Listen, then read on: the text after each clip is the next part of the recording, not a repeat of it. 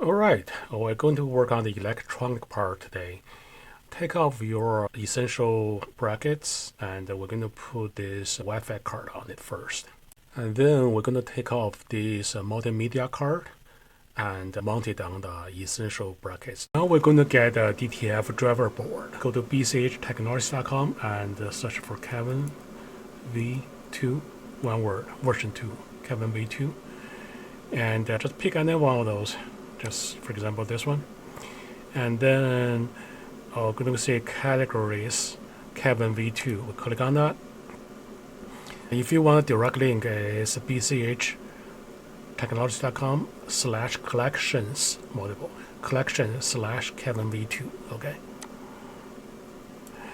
We scroll down, and before we went to this board, I want to mention that we can also convert it for you, but that's just for labor, not including parts. So basically we convert it and you either pick it up or we can send to you. Another thing is we push ourselves to one conversion week. So that week, if we do not have any customer to convert a printer, we're going to convert a printer ourselves. We just pick up used printer, convert it. And this is not always available.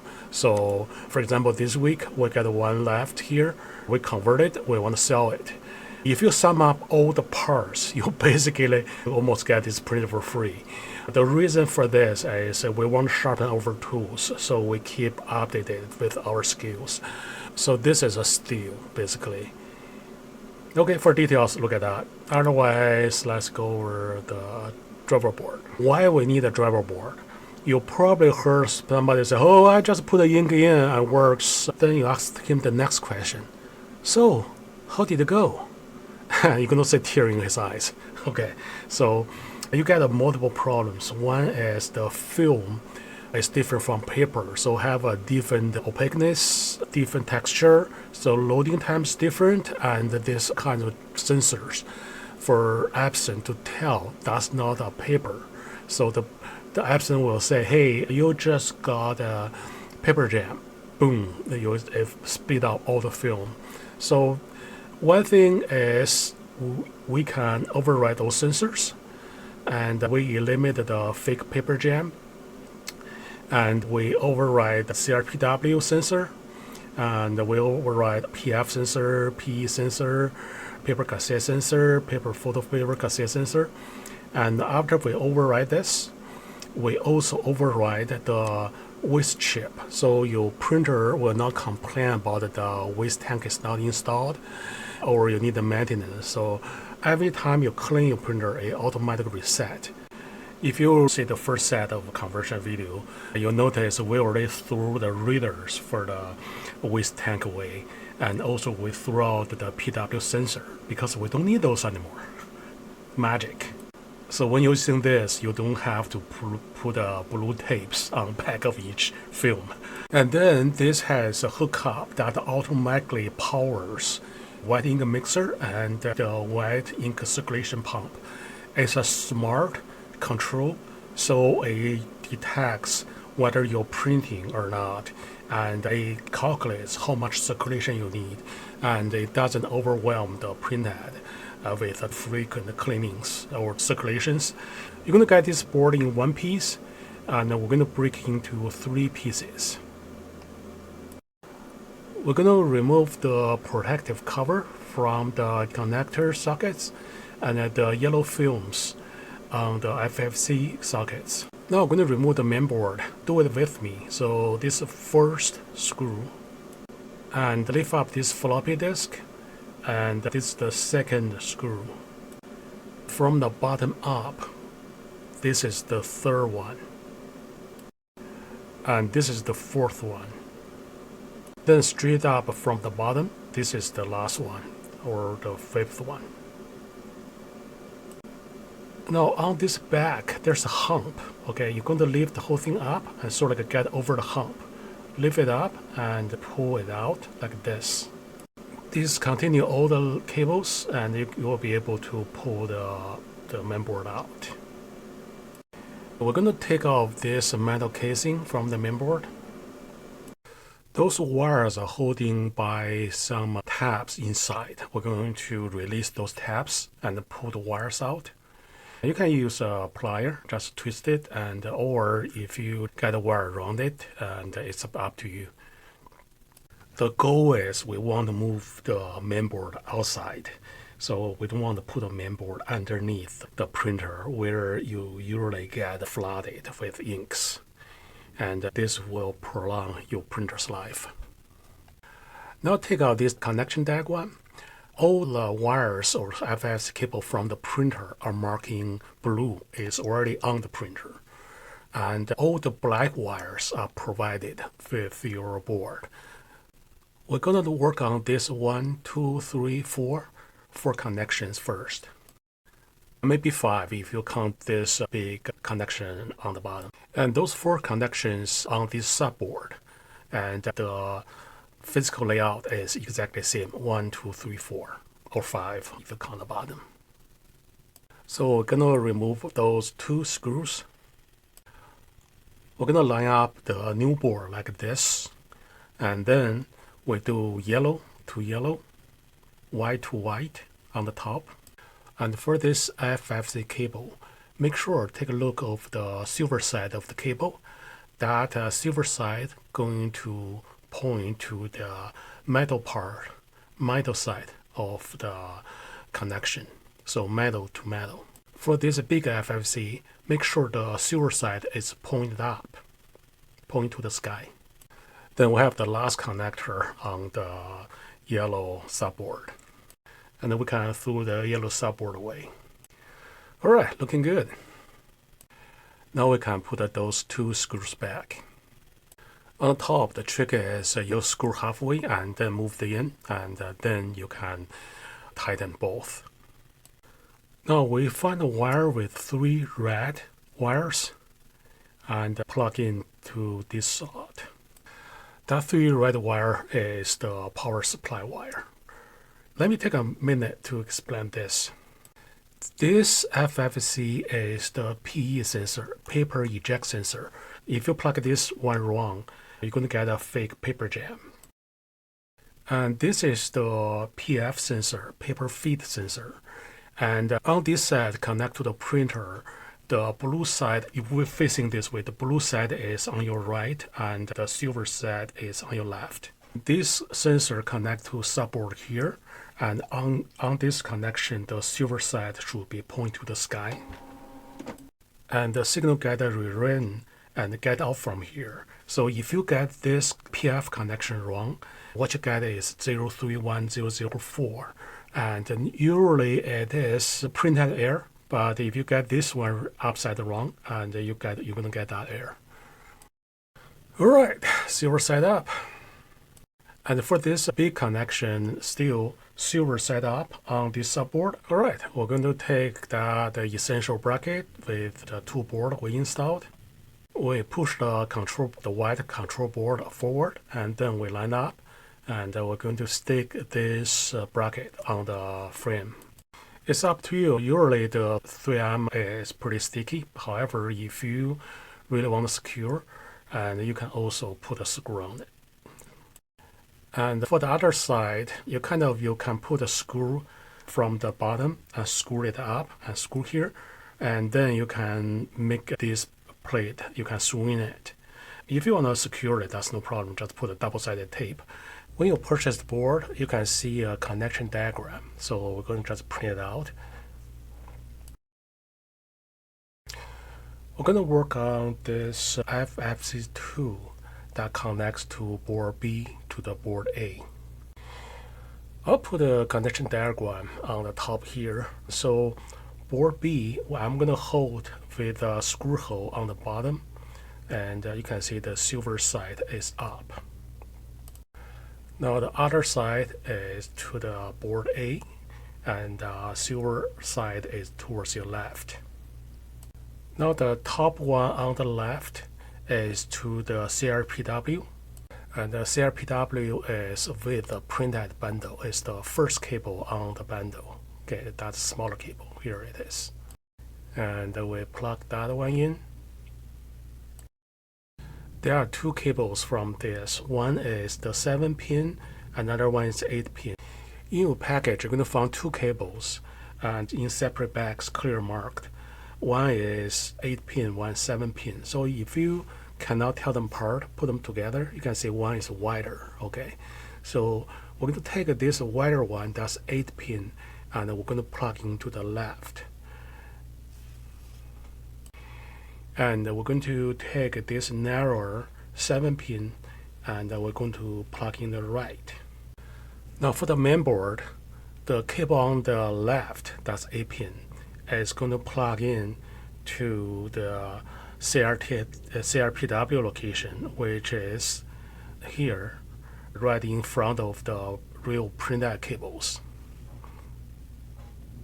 And the 7-pin cable on the right is going to plug in to here on the mainboard, and the silver side is towards you. And now we can work on the printhead cable. Remember, we marked them 1, 2, 3, 4, 5. We already plugged in the number 1 into the board B, and then we'll plug in from the board B to the mainboard. And now we only need to plug in 2, 3, 4, 5.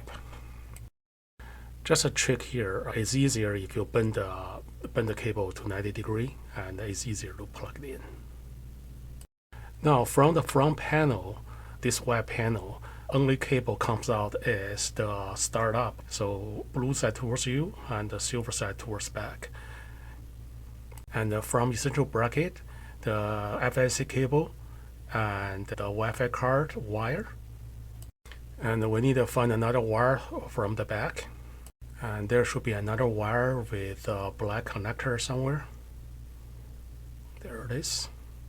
You're going to see we did not plug in any wire on this little white socket. And that one, you don't need anything there. If you want, you can plug it in, but you don't really need it. That's for the tank cover. You don't even have tank anymore. Now we connect this wire number 2 to the mainboard CN501. CN501 is the power supply. We already put the power supply to the bottom of the board. Now it comes from the top and goes to the mainboard. Now let's do an easy one. So this one connects to the mainboard right next to the power supply 501. So this one is CN151. Now is your favorite plug time. So just go there and find out as many plugs as possible.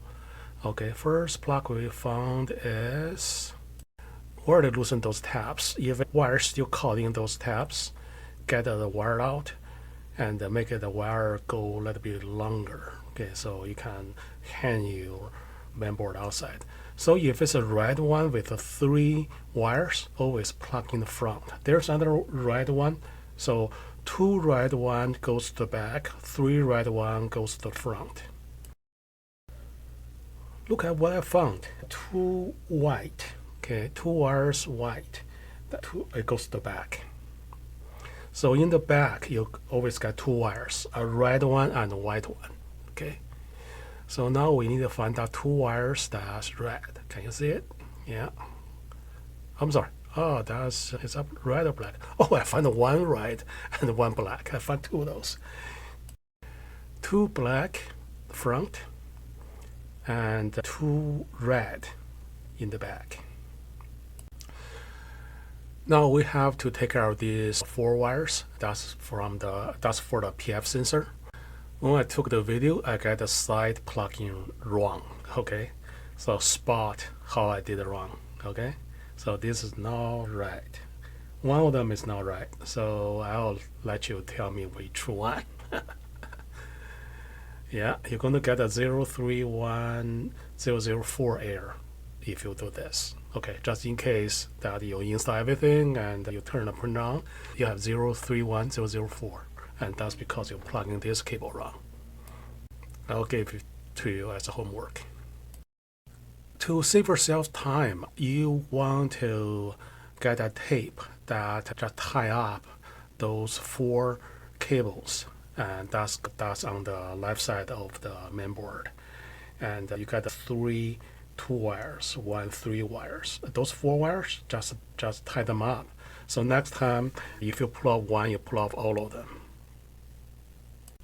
Ooh, that's a beauty. Well done. Now the rest of 3 cables from the scanner. So for the scanner cable, just make sure it's metal to metal, you don't get the side wrong.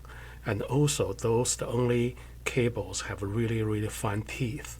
So you want to insert it carefully. So don't bend it, don't install it sideways. It takes a couple tries, but however, eventually you'll be able to do it. So it's just fat cable to fat cable, or little cable to little cable. I'm making an extender for this, so you don't wear it out. Now we're going to install the white ink management system. We plug in the wire number 1 to the board A. I'm still redesigning this wire clip, and so you're going to see probably a little bit different than this one. To be able to run the board C, we need to power it on. And remember here we made a mistake, and we found out by powering it up, and it shows 031004 here. Flip the FFC cable and get that resolved. And next one, we're going to work with the CS tanks. I know lots of you already have CS tanks. Maybe from previous conversions, we have 2 connectors here. One on the left is the mixer, and one on the right is the pump. And as long as you have a mixer that's 24 volts, and you have a pump that's 24 volts, you can use this. I don't know how your pump connection is. I'm just showing you a couple tricks to connect them. Okay, and I'm going to secure them on this bracket first. And for the mixer, if you already has this kind of black connector, you can just remove the white socket and plug it right directly. You can do same thing for the pump. The pump is that yellow thing, but my pump is kind of short. Once in a while, when I move things, the plug will be pulled out, unplugged, and then like after a couple hours, I find my white pump is not pumping white ink. So that's not going to work for me. However, you can connect to it and add some glue it on it. And I'll show you another way to connect it in a second. So we're going to add inks to the tanks. The first tank is white, and the middle KCMY, doesn't matter which order, and the last one will be the maintenance. For the 2 tubes coming out of the white, we have to figure out which one is the ink intake, which one is the ink return. We figure out which tube goes through the pump. So we just pick a tube, say I want to suck on it. The ink come off the white tank, did not go to the pump. It just go to my syringe directly. So this one is the return. I blew some air so the ink will return to the tank. In the last class, we showed that we reserve 2 tubes on the printer. One is ink intake. The ink will come in from the top of the filter, go to the bottom of the filter, goes in the printer, and then return from the other tube. So now we know which tube is the input or intake, which tube is the return. Only thing is this will be hard, okay, because you're plugging a C2 tube into a C3 connector. So be patient. The tube that did not go through the pump, the one we draw ink from, it goes to the other wire.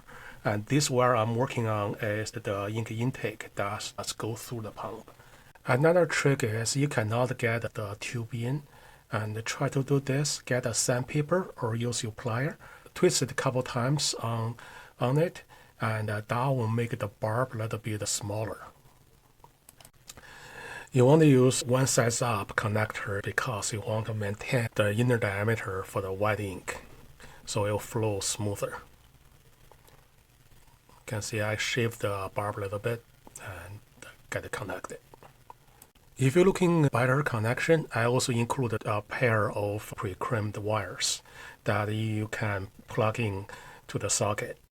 The install and uninstall socket is pretty straightforward, and you just push it directly in, or you can just remove it.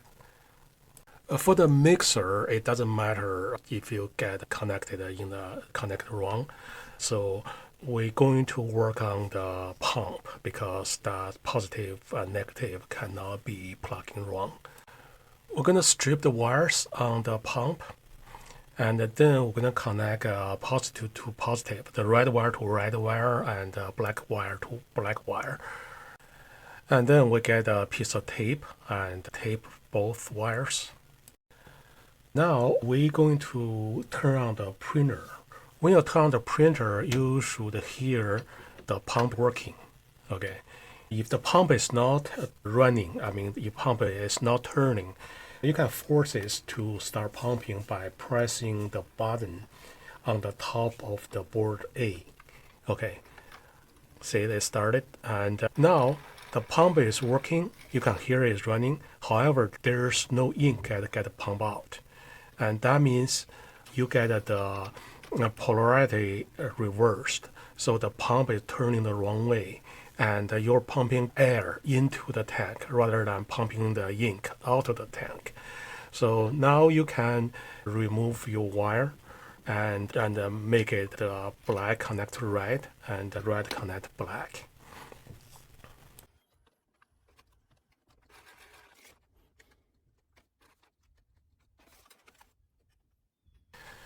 And now I restart the printer and watch this.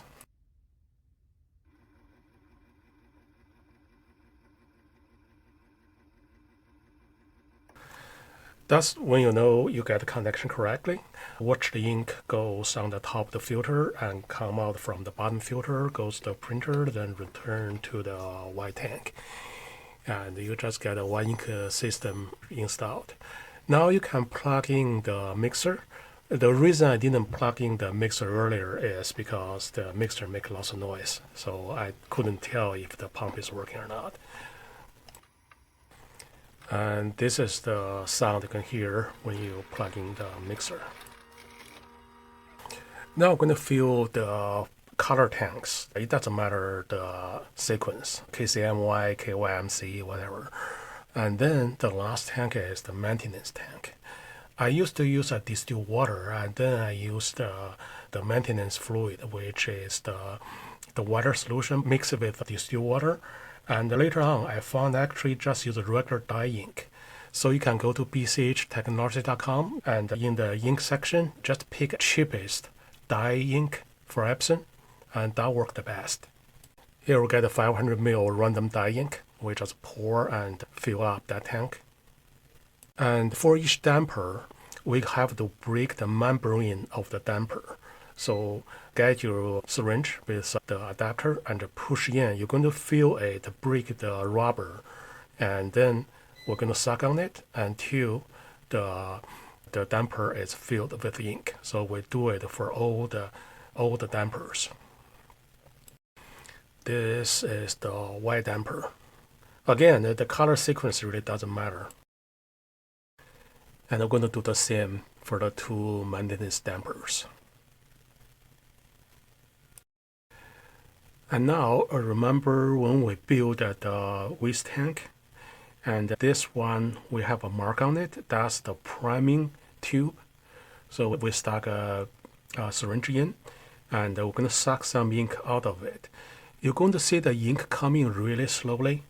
At first, it seems nothing happened. It's going to rush in. So when it rush in, you can release it. And now from the control panel, we're gonna do regular pre-net cleaning. Go to maintenance and select a pre-net cleaning. When it's done, we're ready for the first print. So the next one, we're going to do first print, and we're going to print a whole lot, and we're going to talk about the RIP software and how to change the color and how to rotate the color and how to maintain the printer. Okay, I hope you enjoyed this video. Visit us at bchtechnologies.com or locally at Greensboro, North Carolina. Cheers.